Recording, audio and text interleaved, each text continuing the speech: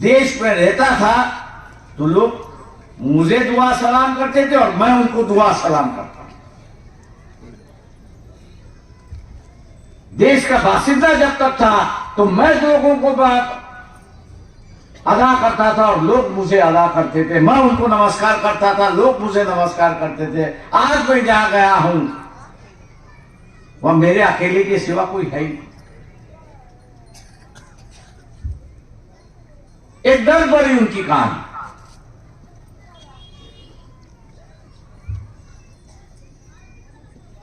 हिंदुओं का देश होते हुए भी, हिंदुओं का देश होते हुए भी 16 लाख हिंदू इस देश के देश छोड़ के चले गए। वजह एक ही थी कि इज्जत बचा दी थी।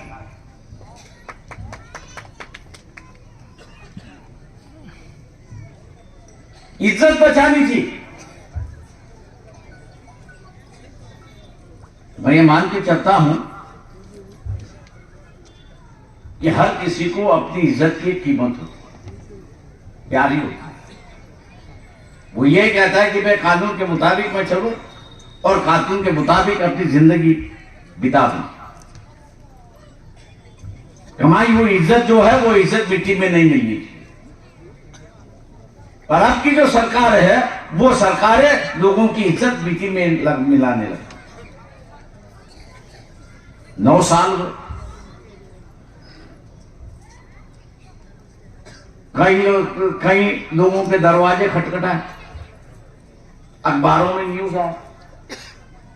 मैं हर दिन अखबार पढ़ता हूं, कहीं तो भी ये न्यूज पढ़ने के लिए कि जिसके दरवाजे पर यहां की खुफिया एजेंसियों ने तक किया है, उसको रेड किया हुआ है। कहीं तो भी कोर्ट ये कहे कि ये बदमाश है और इसको सजा हुई। आज तक ऐसी कोई खबर न्यूज़पेपर पे पढ़ी नहीं, ना टीवी पे। ये जो नौटंकी है, धर्म की जो नौटंकी, ये लूटपाट की नौटंकी, ये पूरी तरह से लूटपाट की नौटंकी है।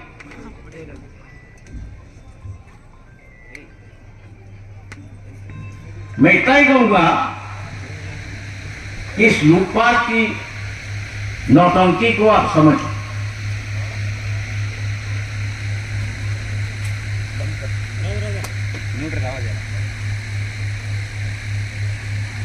इस लूटपाट की जो राष्ट्र की लूटपाट की जो नौटंकी है उसको आप समझो।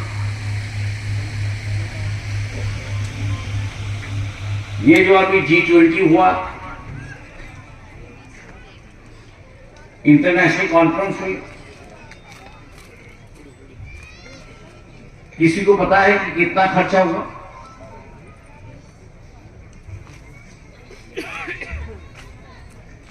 वापिस मैं कहूंगा कि एंड्रॉइड खोल के वहां पे आंकड़े हैं कितना खर्च हुआ है। 1,13,000 करोड़ जो है खर्च हो चुका है।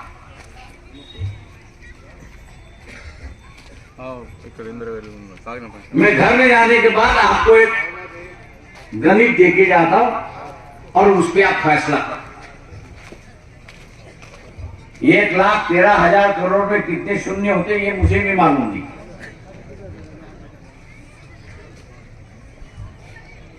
लेकिन जितनी गरीबी देखा के नीचे के लोग हैं, मान लो उन्हें बराबर का डिवाइड कर दिया, बराबर का हिस्सेदार उनको बना दिया, तो एक परिवार को कितने मिलेंगे?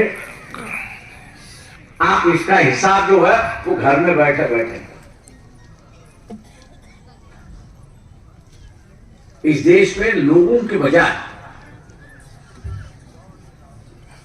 लोगों को कल्याण करने के बजाय नेता जो है वो अपनी ही कल्याण करता है। नेता जो है वो अपनी ही कल्याण कर रहा है। मैं विश्व गुरु हूं, विश्व का गुरु बन चुका हूं, ये दिखाने के लिए 1 लाख 13,000 करोड़ जो है वो खर्च किए गए।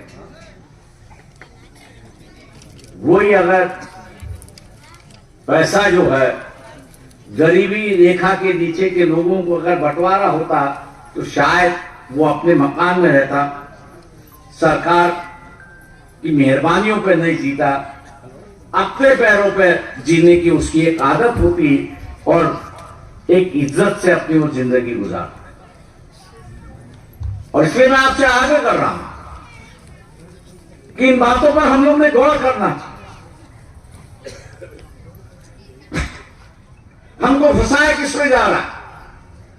यहां का मुसलमान बदमाश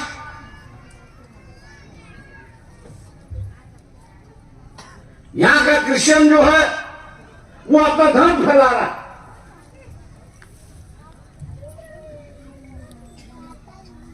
और इन दोनों को काबू में रखना है तो सभी हिंदुओं ने इकट्ठा आना चाहिए। और हम लोग को भी लगता है यार कि ये मुसलमान सारा बदमाश तो हो गया है, दिखाई दे रहा है, अजान दे रहा है, नमाज अदा कर रहा है,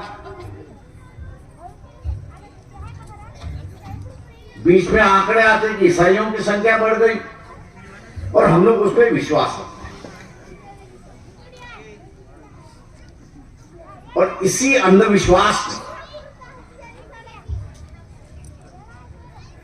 अंधविश्वास से आप लोगों की लूट शुरुआत हो चुकी।